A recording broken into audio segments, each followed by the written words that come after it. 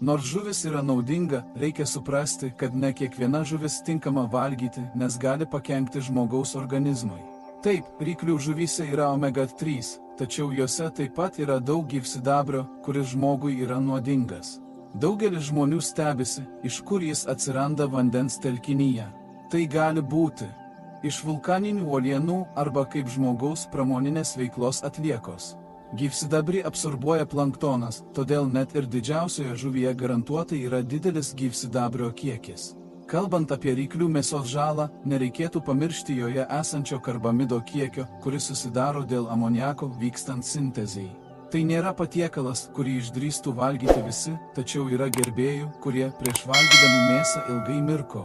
Karališkoji skumbrė gyvsidabrio kiekis šioje žuvyje taip pat didelis, o daugelis žino, kad šio sunkaus metalo negalima pašalinti iš organizmo, jis tik kaupiasi gyvenimo metu.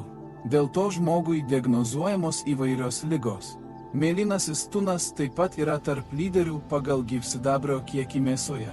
Pažymėtina, kad paprastasis tunas yra pats rečiausias, bet ir labai pavojingas.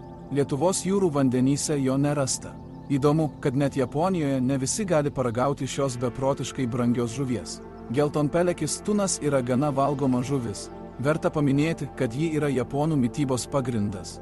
Galbūt dėl to šios salos gyventojai nesiskundžia sveikata ir gyvena ilgai. Kaip paaiškėjo, ne kiekvienas rūšių žuvys yra tinkamos valgyti ir padeda stiprinti organizmą. Jei žuvis iš aukščiau pateikto sąrašo bus netinkamai paruošta, gali kilti rimtų apsinuodijimų. Ar bandėte kurią nors iš sąraše esančių žuvų?